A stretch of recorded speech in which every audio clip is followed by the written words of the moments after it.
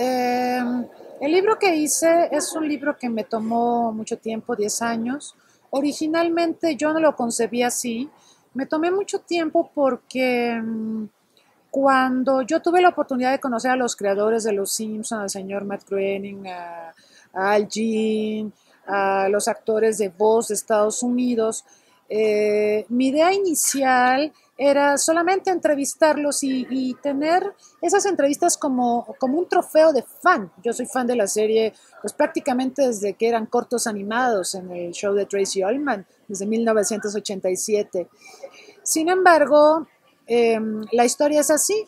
Yo, por mi campo de especialidad, que es Relaciones Internacionales, me encontraba en San Diego, en la Universidad de California, no en la Comic Con, sino en la Universidad de California, en San Diego, haciendo una investigación sobre el campo de mi especialidad.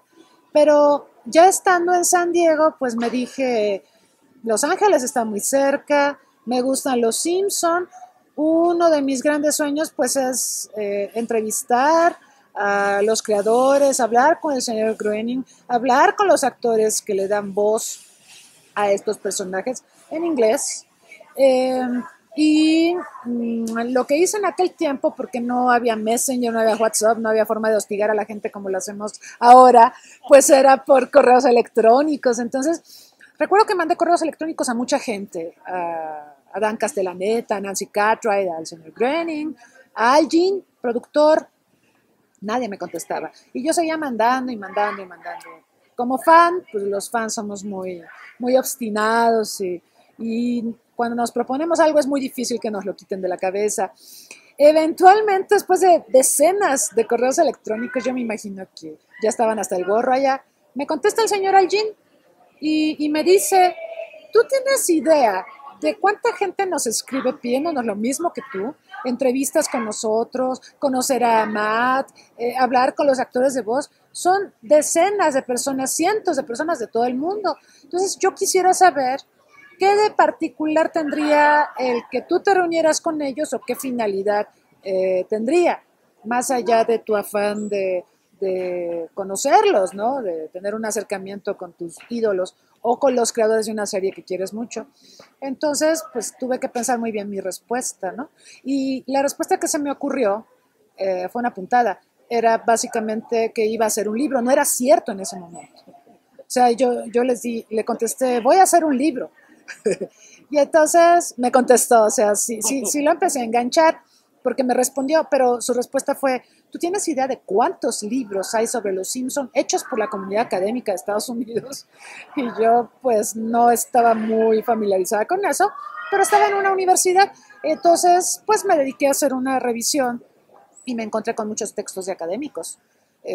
Gente que estudia televisión, gente que estudia contenidos de televisión, gente que estudia Los Simpson porque son un hito en su estructura, en el uso de la sátira, etcétera. Entonces encontré muchos textos en inglés y eso me llamó poderosamente la atención. Entonces le respondí, ya revisé la bibliografía, efectivamente hay muchos libros sobre Los Simpson desde el ámbito académico, pero el mío va a ser diferente.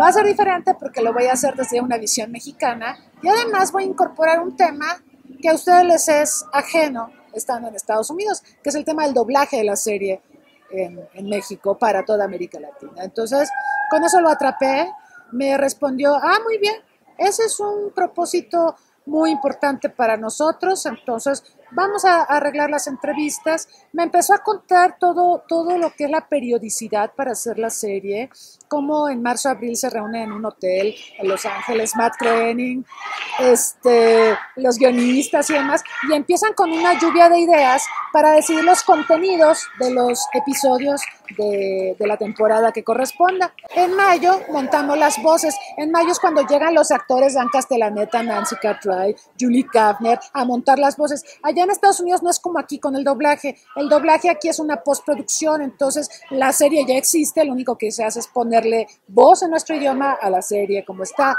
Pero en Estados Unidos lo primero que se hace es montar las voces y sobre las voces se hace la animación. Eso para mí resultó un descubrimiento.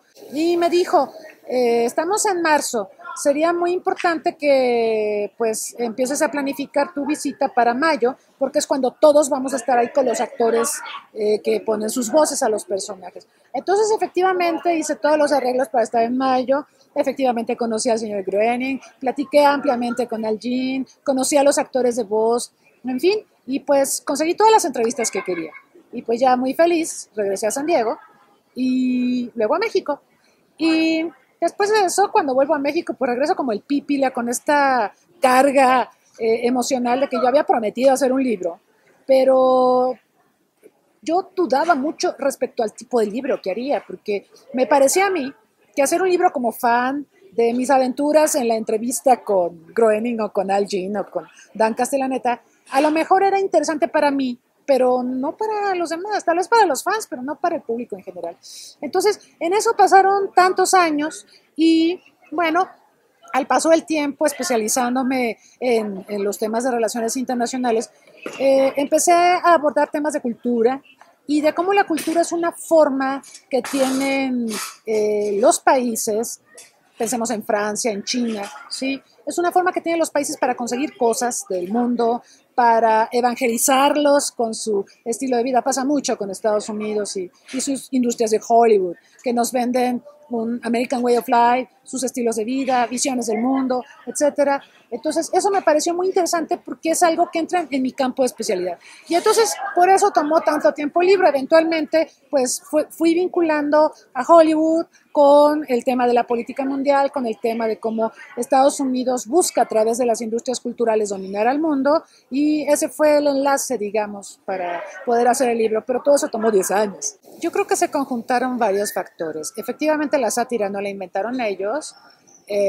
pero ver sátira en animación era muy inusual. De hecho, ellos casi, te diría que inauguran el empleo de la sátira en animación, en televisión y en horario prime time. Pero además está el talento creativo de los Simpsons, que ese es un tema que rara vez se valora. El talento creativo, los guionistas, pues sobre todo los que hicieron las primeras temporadas, es gente sí de televisión, gente de cine, pero también muchísimos científicos. Hay astrónomos, físicos nucleares, ingenieros, matemáticos que escriben guiones de los episodios. Entonces, por eso en Los Simpson hemos encontrado un montón de alusiones a la ciencia, pero además muy precisas.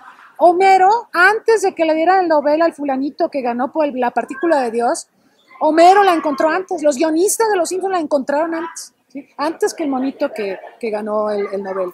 Y antes de Sheldon Cooper. Y antes de Sheldon Cooper. Ah, esa es otra. El talento creativo de Los Simpsons, pues obviamente ha emigrado a otras series, series de muchísimo éxito. Cito el caso, por ejemplo, de los creadores de Big Bang Theory. Muchos de ellos hacían guiones para Los Simpsons, ¿no? El creador de Ratatouille fue uno de las personas que trabajó estrechamente con Matt Groening en las primeras temporadas de Los Simpsons, ¿no? Brad Bird. Brad Pitt hizo también Los Increíbles, hizo Ratatouille, película que ganó el Oscar. Muy refinada y además es una tormenta de gags. O sea, realmente, y no lo digo como fan, pero tienes que ver los episodios una y otra vez y vas a encontrar cosas nuevas, porque es una lluvia de gags. Es un talento, son chistes, pero no es el chiste fácil, con todo respeto, como el que hace el señor Derbez o el señor Omar Chaparro. No, estos son chistes muy refinados y que de hecho para poder encontrarlos es muy importante el nivel cultural de la audiencia, porque si bien es cierto que Los Simpson gustan a todo tipo de audiencia, a grandes, a pequeños, a personas de la tercera edad, etcétera, lo cierto es que si tienes un nivel cultural un poquito alto, los vas a disfrutar mucho, porque Los Simpsons son cultura referenciada. Entonces, realmente son muy refinados y eso es muy inédito en la historia de la televisión, porque aparte, otro de los factores que se conjuntó para que Los Simpsons despuntaran con tanto éxito fue que, bueno, estaban haciendo la cadena Fox como cadena de paga y necesitaba contenidos. Entonces, el señor Brooks, el cineasta, junto con Groening, llegaron a plantearle a Murdoch lo de tener una serie de televisión animada, satírica, en horario prime time, y la Fox dijo, ¿dónde firmo? Necesito contenidos. Y entonces así nacen Los Simpson. Además nacen con una cláusula de libertad creativa, porque como la Fox estaba muy desesperada por contenidos, aceptó todas las condiciones que pidieron Groening y Al Jean. Así que eso también los hace muy inéditos, porque ese tipo de condiciones no te las acepta ninguna empresa, ni Netflix, ni Amazon, ni nadie en las condiciones actuales. Y de hecho, inspirarse en nuestras historias para contar las suyas, ¿no? Por eso gusta tanto, porque la gente ve Los Simpson y dice, ay, yo he estado en una situación así, yo tengo un jefe como Burns, hay un idiota en la oficina como Homero en mi oficina, ¿no? Entonces nos identificamos mucho con las historias que ellos narran, porque son nuestras historias al final del día. Los vi en Estados Unidos, por alguna razón estaba yo en Estados Unidos, puse la tele, vi el show de Tracy Ullman y vi esos monos horripilantes, eran cortos animados en ese tiempo, muy grotescos, muy burdos, pero muy ingeniosos, muy chistosos, ¿no? Yo los vi por primera vez y dije, ay, ¿qué es esto? Me van a arruinar la pupila, pero lo ingenioso de los diálogos. Qué divertidos. Entonces me engancharon desde el primer momento. Y entonces yo sintonizaba el show de Tracy Ullman para ver Los Simpson, no tanto a Tracy Ullman, que bueno, es una celebridad, pero muy padre. Y luego cuando supe que ya habían firmado con Fox para hacer una serie autónoma dentro de la Fox, dije, no, pues está plenamente justificado, ¿no? Y mi intención también fue hablar del doblaje que se hace en México para Los Simpson y para montones de películas y series de televisión, porque eso ha calado muy fuerte en América Latina y el Caribe. O sea, México, de hecho, con sus actores de doblaje, los ha convertido casi en embajadores. Ha sido presencia de México en toda América Latina y el Caribe por la calidad del doblaje. Ahora, también es muy interesante algo que yo menciono en el 5º capítulo, el que se titula Los Simpson en México, porque siempre hablamos de imperialismo cultural. Y de hecho, en el reverso del libro tú vas a ver un mapa del mundo con un color amarillo, es como una cerveza Dove. No pudimos poner Dove por los derechos de autor, pero sí pusimos la pintura amarilla, ¿sí?, que se riega por todo el mundo, pues de alguna forma refiriéndonos al imperialismo cultural de Estados Unidos, específicamente el caso de Los Simpson. Sin embargo, ese imperialismo se matiza en el momento en que para fines de consumo de los productos de Estados Unidos en las diversas latitudes del mundo es necesario adaptar sus productos. Entonces el doblaje es una forma de adaptación. Y Los Simpson fueron mexicanizados. Muchísima gente en América Latina, en México, identifica a Humberto como Homero, aunque sea Víctor Manuel Espinosa actualmente la voz de Homero. Y también se identifica la genialidad de Humberto, porque Humberto no solo dobló, sino que dirigió el doblaje y adaptó. A él le daba la traductora, el traductor Paco Rubiales y luego la otra traductora, le daban los diálogos, pero él hacía adaptaciones. Entonces eso de a la grande le puse cuca es un invento de Humberto. O me quiero volver chango. El me quiero volver chango, dicen que cuando lo grabó por primera vez, el que estaba en el cuarto de doblaje tuvo que parar porque se tuvo que ir al baño. O sea, estaban muertos de la risa todos. Porque en inglés, si tú traduces literal del inglés eso que dice Homero, no tiene sentido, ¿no? Pero le pones, a la grande le puse cuca, qué cosa tan chistosa. O el otro, me quiero volver chango, qué cosa tan chistosa. Entonces es una genialidad lo que se ha hecho en el doblaje. Y eso entonces contrarresta un poco el imperialismo cultural. Sí hay imperialismo cultural, por supuesto, porque no es una creación mexicana. Sin embargo, el doblaje sí es una creación mexicana y es un doblaje para toda América Latina y el Caribe. Yo dejé como 5,000 páginas fuera de este libro cuando empecé a ya prepararlo para su publicación. El momento en que decidí publicarlo fue cuando Humberto Vélez me dijo, ya ponle fin, por favor, porque ¿cuánto tiempo dices que lo has estado trabajando? 10 años. Dice, no, pues no, te vas a morir antes de publicarlo, ya, termínalo, y si quedan cosas, puedes hacer un segundo volumen. Entonces sí dejé muchísimas cosas fuera, y en el Inter este libro apareció por primera vez en 2017, a finales. Y ahorita tenemos la primera reimpresión, pero digamos en el Inter de 2017 para acá han pasado un montón de cosas. Pasó lo de la polémica de Apu, pasó lo de la compra de la Fox por Disney, que en realidad no sabemos quién compró a quién, porque Rupert Murdoch logró que su hijito se convirtiera en vicepresidente de Disney. Entonces ahí creo que más bien va a ser Mickey Mouse la mascota de Bart. Muy interesante ese proceso. Ha sido pues una megafusión que pues busca hacer más competitivo a Disney y meterlo en plataformas donde pues quiere tener mayor presencia. Y bueno, vamos a ver qué pasa con eso. Aquí pues tenemos ley antimonopolios, pero las autoridades de la Comisión Federal de Competencia lo autorizaron. Así que eso me gustaría tratarlo también en el segundo volumen. Y también me gustaría, ahora voy a ir a España, lo voy a presentar en Barcelona. O sea, el año pasado me invitaron de Argentina para presentarlo, donde son mega fans. Y ahora en Barcelona, porque les interesa mucho el tema del doblaje. Allá se les dobló en las primeras temporadas al catalán, que es algo muy importante para los catalanes.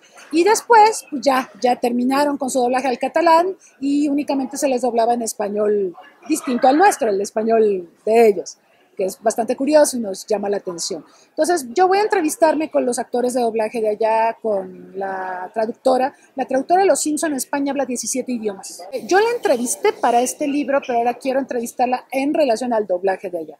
Y a Carlos Isber, que es el Homero Simpson de allá y el director de la serie, y todo eso. Entonces creo que hay mucho que decir sobre los Simpson. Los acaban de renovar por 2 temporadas más, entonces los vamos a tener hasta 2021, por lo menos a 2022, pensando en el doblaje en México. Así que esto tiene una larga historia y yo creo que sigue y sigue y sigue, como la reina de Inglaterra. Yo pienso que no, que las series deben tener un inicio y un final.